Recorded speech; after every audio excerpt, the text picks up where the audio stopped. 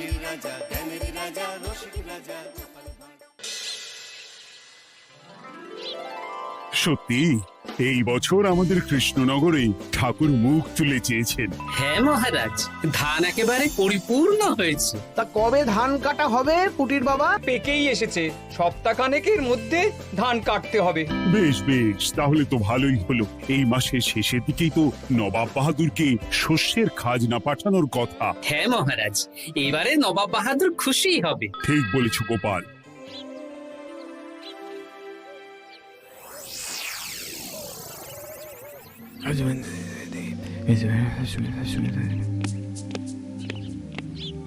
প্রণাম খাম্বাজরাজ। ওই তো কৃষ্ণনগরের মন্ত্রী চলে এসেছে। ও, এর কথাই তুমি বলেছিলে? হ্যাঁ, ওই রাজ্যের সব খবরাখবর আমায় দেয়। ইনি কে? ইনি হলেন জমিদার কেশকান্ত বর্মন, আমার রাজ্যেরই দক্ষিণ পশ্চিম গ্রামের জমিদার, আমার প্রিয় বন্ধু। নামটা বেশ অন্যরকম, কেশকান্ত। আসলে ওদের বংশ পরম্পরায় সকলের উন্নত ঘন কেশ আছে, তাই ওদের পরিবারের সবারও নামে একটা করে কেশ আছে। আমি খাম্বাজ রাজের সৌমিত্র এবং সুপরামর্শদাতা। কিছুদিন আগে আমার মাথায় খুব খুশকি হচ্ছিল, মাথার চুল পাতলা হয়ে আসছিল। কিন্তু আমার পরামর্শে একটা তেল মাখতেই মহারাজের মাথার চুল এখন ঘন হয়ে উঠেছে, আর কোনো সমস্যা নেই। বাবা বাবা, ভালো ভালো ভালো। এবার তাহলে কাজের কথাটা বলে দিন। এবারে তো শুনলাম তোমাদের রাজ্যে অনেক ধান উৎপাদন হয়েছে, তাই স্বাভাবিকভাবে নবাব বাহাদুরের কাছে রাজস্ব অনেক বেশি দেবে, কি তাই তো? হ্যাঁ, এবারে রাজস্ব দানে কৃষ্ণনগরই প্রথম হবে। না, তা হবে না। নবাবের কাছে অত ধান পৌঁছবে না, এমনকি কৃষ্ণচন্দ্রের কাছেই চাষিরা বেশি ধান রাজস্ব দিতে পারবে না। সেটা কি করে হয়? পাকা ধানে মই দিতে হবে। বললাম না, ও আমার সুপরামর্শদাতা। হ্যাঁ, আমার মন্ত্রীকে বাণিজ্যের কাজে বাইরে পাঠিয়েছি কিছুদিন, তাই কেশকান্ত মাঝে মধ্যেই আমার কাছে আসে, গল্পগুজব করে আর সুপরামর্শ দেয়। কিন্তু আমি কি করব? তুমি রাতের অন্ধকারে চাষিদের ধান জমিতে পাকা ধানে মই দিয়ে দাও, এমন ভাবে কাজটা করবে যাতে কাক পক্ষীতেও টের না পায়। আর তাতে আমার লাভ? প্রত্যেক বছর নবাব রাজস্ব দানে বিজয়ীকে 3000 মোহর দেয়, আমি তোমাকে তার থেকে 1000 মোহর উপহার দেব। 1000 মোহর? হ্যাঁ হ্যাঁ, যাও যাও যাও, কাজটা শুরু করে দাও। আচ্ছা।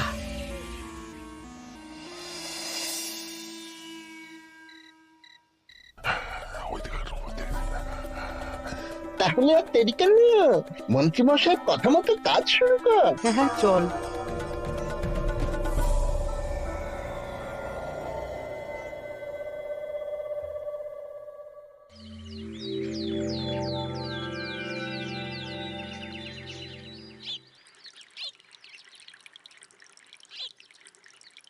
এবারে তো চাষাবাদ বেশ ভালোই হয়েছে। আশা করি নবাব বাহাদুরের কাছ থেকে এবারে আমরাই পুরস্কার পাবো। হ্যাঁ মহারাজ, সারা বাংলায় কৃষ্ণনগরের মতো উৎপাদন এই বছরে কোথাও হয়নি। সর্বনাশ হয়ে গেছে মহারাজ, সর্বনাশ হয়ে গেছে। কি সর্বনাশ হয়েছে গো পুটির বাবা? গতকাল রাতে আমাদের সব জমির পাকা ধানে মই দিয়ে দিয়েছে। সে কি? এবার আমরা কি করব মহারাজ? কাদের কাদের জমিতে হয়েছে এসব? যেই জমিতে তাকাবেন সেই জমিতেই এই কাণ্ড, ধান ঝরে সব মাটিতে পড়ে আছে। এবার আমরা কি করব? হায় হায় হায়, এবার আমাদের রাজ্যের কি হবে? নবাব বাহাদুরকে তো জবাব দিতে পারবো না। বড় বিপদ হয়ে গেল, রাজ্যে গ্রহের প্রকোপ নেমে এলো। ও, আর কদিন পরেই আমার টেকে আসবে 1000 মোহর। ঠিক আছে, তোমরা সবাই এখন বাড়ি যাও। না, আমার মন মেজাজ ভালো নেই।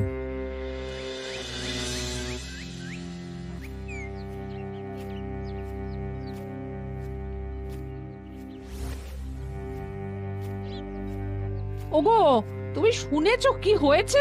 পুঁটির মা হাউ হাউ করে কাঁদছিল গো। হ্যাঁ গিন্নি, পুটির বাবা কয়েকজন চাষি ভাইদের নিয়ে রাজসভায় এসেছিল। শুনলাম রাতারাতি কে বা কারা চাষ জমিতে পাকা ধানে মই দিয়েছে। কত বড় সর্বনাশ হয়ে গেল বলো, কি হবে গো? কি যে হবে ভগবান জানে। বলি তুমি পারলে না পুটিদের একটু সাহায্য করো। হ্যাঁ, আমি মনে মনে ভেবেই রেখেছি বুঝলে, এবার বেতন পেলে পুটিদের বাড়িতে মাসোহারার জিনিসপত্র দিয়ে আসবো। নবাব বাহাদুরের কাছে মহারাজ খাজনা কিভাবে দেবেন? সেটাই তো বুঝতে পারছি না। আপনি এত চিন্তা করবেন না। রাজবাড়ির ভাড়ার থেকে আপাতত কিছু বস্তা ধান পাঠানোর ব্যবস্থা করুন। তারপর নবাব বাহাদুরের কাছে গিয়ে বলবেন, আস্তে আস্তে সব দিয়ে দেবেন মহারাজ। তাই করতে হবে, তাছাড়া তো আর অন্য কোনো উপায় দেখতে পাচ্ছি না। কিন্তু এবারে আর আমাদের মান রক্ষা হবে না। দেখি 2-1 দিনের মধ্যেই যতটা সম্ভব ভাড়া থেকে ধান পাঠানোর ব্যবস্থা করব।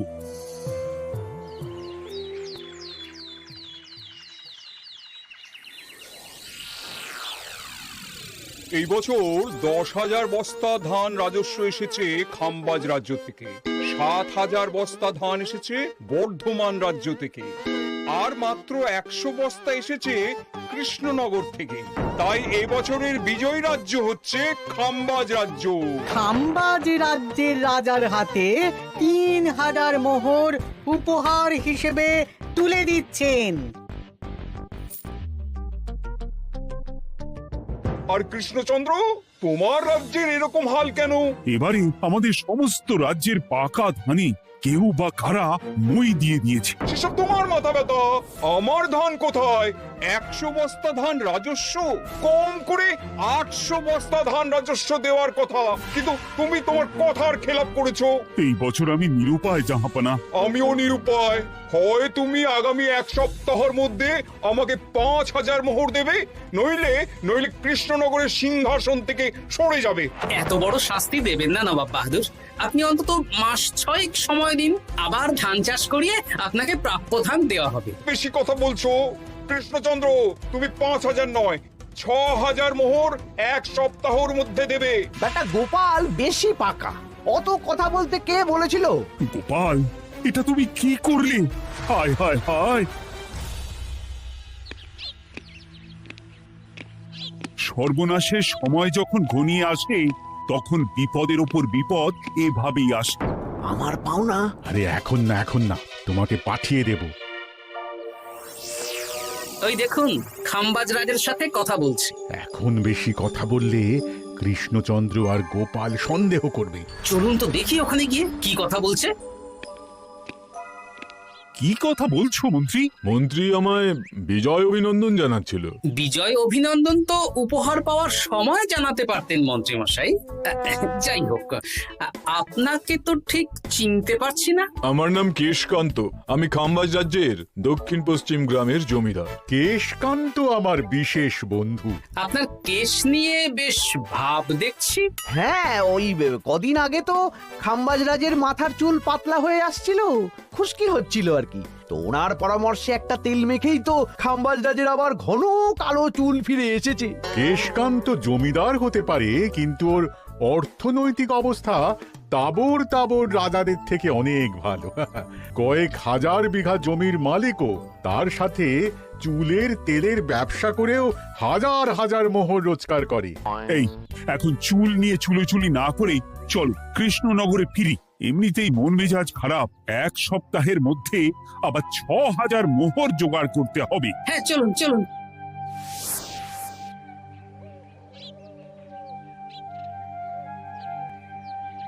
আচ্ছা মন্ত্রীমশাই, আপনি এই কেশকান্ত জমিদারের ব্যাপারে এত কিছু জানলেন কি করে? ওনার সাথে তো আমাদের আজই প্রথম দেখা। হাওয়ায় কত খবরই ভেসে আসে, সেরকম আমার কানেও এসেছিল। এসব বাদ দাও। গোপাল, মন্ত্রী দুজনেই ভাবনা চিন্তা করো কিভাবে 6,000 মোহর জোগাড় হবে। পাকা ধানে মই পড়লো, এখন আবার এত বড় বোঝা।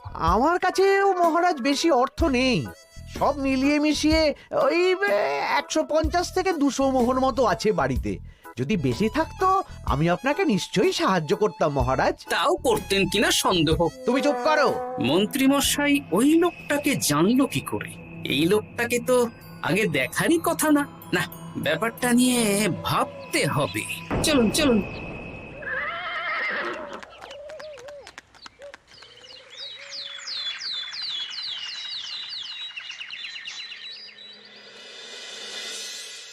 বুঝলে গিন্নি, 1 সপ্তাহের মধ্যে মহারাজকে 6000 মোহর জোগাড় করতেই হবে, নইলে সিংহাসন ছাড়তে হবে। এখন কিন্তু আমাদের উচিত মহারাজের পাশে দাঁড়ানো। কিছু ভেবেছো কি? আপাতত আমার বিয়েতে পাওয়া আংটি বন্ধক রাখবো, আর তুমি যদি... হ্যাঁ হ্যাঁ, আমার যে দুটো গয়নাগাটি আছে ওগুলো বন্ধক রাখো, পরে আস্তে আস্তে ছাড়িয়ে নেবো খন। দেখি, বাকি সভাসদদেরকেও বলবো, যে যতটা পারে, তারপর ভগবানই ভরসা।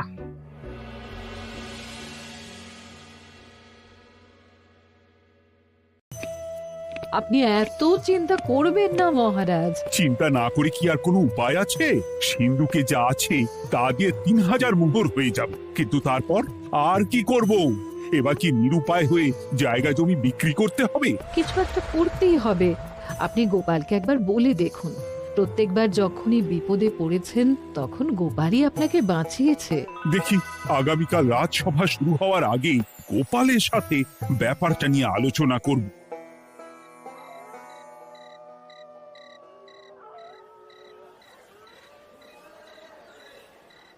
এই যে শেখরা, কি করছো?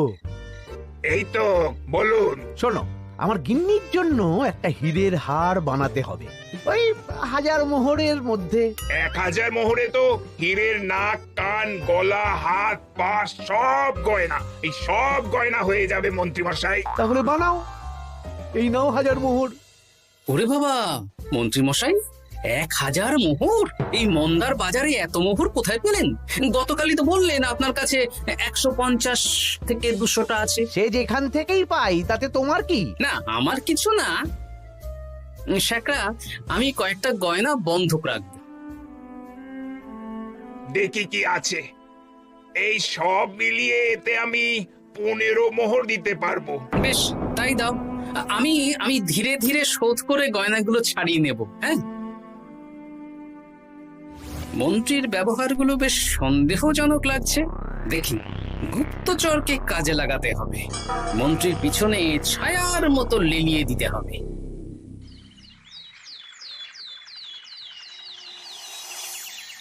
মহারাজ, আমি চেষ্টা করছি আপনার এই মোহর কিভাবে জোগাড় করা যায়, আপ্রাণ চেষ্টা করছি। দেখো, আমি 3000 মোহর পারবো, কিন্তু তার বেশি হলে জায়গা জমি বেচতে হবে, হাতে যে বেশি দিন সময়ও নেই।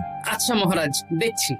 তবে মন্ত্রীমশাই চাইলেই আপনাকে 1000 মোহর দিয়ে সাহায্য করতে পারতেন, কিন্তু উনি তা না দিয়ে ওনার গিন্নির গয়না বানাচ্ছেন, হীরের গয়না।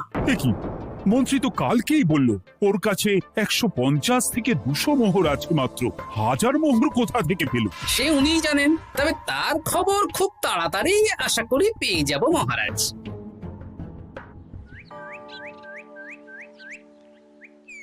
কাজটা একদম ঠিক করলেন না মন্ত্রী মশাই। আপনার কথা শুনে আমরা সবার জমির পাকা ধানে মই দিলাম, কিন্তু আমরা একটা পয়সা পেলাম না। আপনি যে এই কাজ করার জন্য খাম্বাজ রাজার কাছ থেকে ওই 1000 মোহর উপহার পেলেন, সেটা দিয়ে গিন্নির গয়না বানাতে দিলেন, কিন্তু আমাদের বেলায় লবডঙ্কা। আরে তোদেরকেও দেবো, একটু সবুর কর, আগে গিন্নির মাথাটা ঠান্ডা করি। না না, আমাদের এক্ষুনি চাই। আরে এক্ষুনি কি করে দেবো, আমার হাত খালি। আচ্ছা আচ্ছা, ঠিক আছে, এই নে 2 মোহর ধর, 2 ভাই ভাগ করে নি, পরে আরো দেবো। এটা কিন্তু ঠিক না। এসব আলোচনা খোলামেলা জায়গায় করা উচিত না। উফ, পরে তোদের সাথে কথা বলবো, এখন যেতে দে, বাজার করব, তারপর আবার রাজসভা আছে।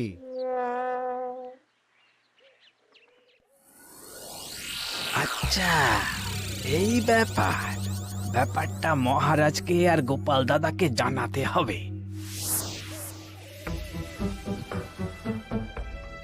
গোপাল দাদা, মহারাজ আসল খবর পেয়ে গেছি। কি খবর?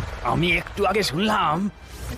কাজটা একদম ঠিক করলেন না মন্ত্রী মশাই। আপনার কথা শুনে আমরা সবার জমির পাকা ধানে মই দিলাম, কিন্তু আমরা একটা পয়সা পেলাম না। আরে তোদেরকেও দেবো, একটু সবুর কর। মন্ত্রী, আমি না তোমাকে বেরেই ফেলবো। মহারাজ, মন্ত্রী মশাই এখানে গৌণ, উনি অর্থের লোভে এসব করেছেন, আর ওনাকে দিয়ে করিয়েছেন খাম্বাজ রাজ। হ্যাঁ, যাতে এবারে বিজয়ী হতে পারেন। তাই আপনি এই খবর 5 কান করবেন না মহারাজ। আমি খাম্বাজ রাজ আর ওই কেশকান্তর কাছ থেকে ক্ষতিপূরণ ঠিক আদায় করে আনব। কিন্তু কিভাবে? শুনুন তাহলে।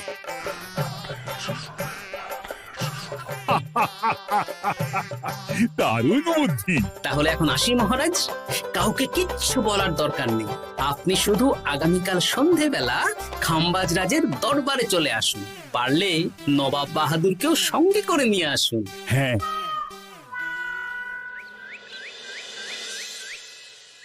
প্রণাম খাম্বাজ রাজ।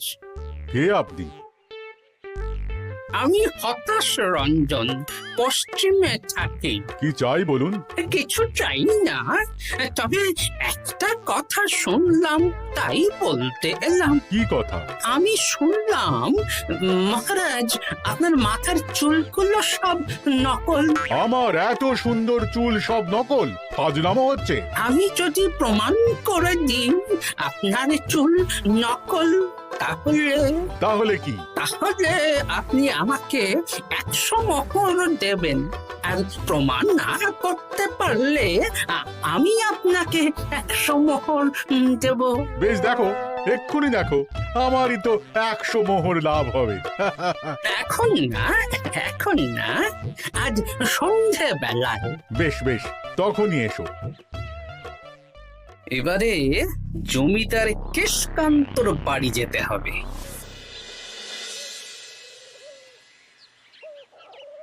জমিদার মশাই বাড়ি আছেন? কে মশাই আপনি? আমি হতাশ রঞ্জন, পশ্চিমে থাকি।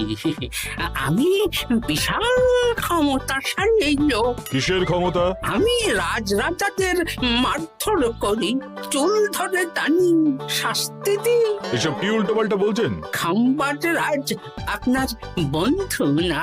হ্যাঁ, প্রিয় বন্ধু।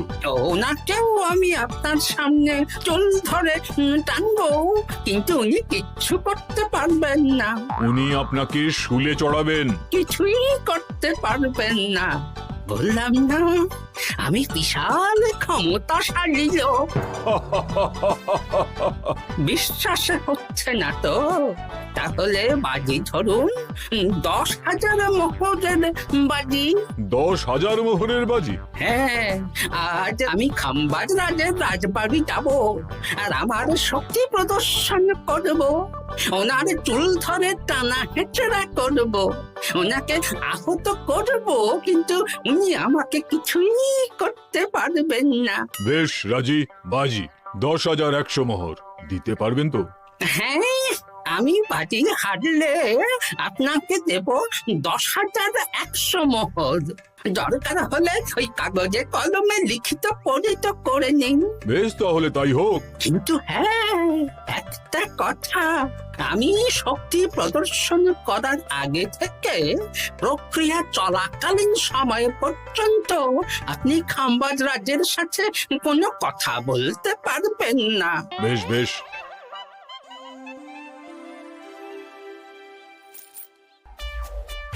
তাহলে শুরু করি? শুরু করো। এবার আমি প্রমাণ করেই ছাড়বো।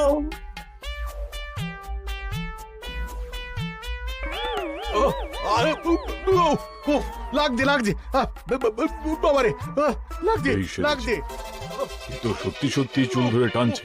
লাগছে লাগছে, বাবারে, বাবা। ওরে বাবা রে বাবা, কি শক্ত! এ কি, খাম্বাজ রাজ কিছুই তো বলছেন না, তাহলে কি আমি হেরে গেলাম? না না খাম্বাজ রাজ, আমার ধারণা ভুল, যা শুনেছি তাও ভুল। এবার বিশ্বাস হলো তো? দাও দাও, এবারে 100 মোহর দাও। দিন কেশকান্ত মশাই, আমাকে 10,100 মোহর দিন। এ কি, ও তোমাকে 10,100 মোহর কেন দেবে? ওনার সাথেও তো বাজি ধরেছিলাম। কি বাজি? আপনার এখান থেকে বেরিয়ে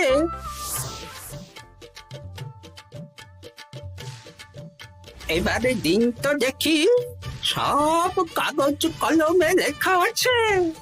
এই নাও। হায় হায় হায় হায়। সাবাস গোপাল, সাবাস, তুমি আমার মুখ রক্ষা করেছো। গোপাল, কৃষ্ণচন্দ্র, নবাব বাহাদুর, আপনারা? হ্যাঁ, আমি গোপাল। এটা ছাড়া আর কোনো উপায় ছিল না খাম্বাজরাজ। আপনি আমাদের মন্ত্রীর মাথা খেয়ে যে জঘন্য কাজটা করিয়েছেন সেটা তো আর প্রমাণ করতে পারতাম না, তাই ছলে বলে কৌশলে আপনার প্রিয় বন্ধুর কাছ থেকে আদায় করে নিলাম। হ্যাঁ নয়, হ্যাঁ।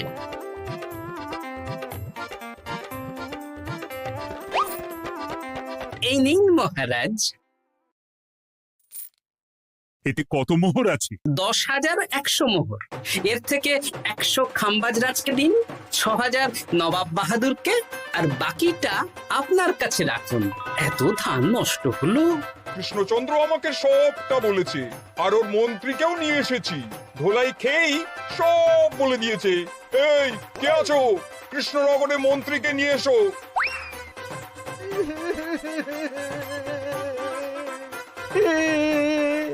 মার খেয়ে আমি সব বলে দিয়েছি খাম্বাজরাজ। উদ্ধার করে তো জাহাপানা, আমাকে ক্ষমা করে দিন। এর কোনো ক্ষমা নেই, তোমাকে আমি কারাগারে বন্দি করব। হায় হায় হায়, সামান্য টাকার লোভ করতে গিয়ে পুরো মাঠে মারা গেলাম।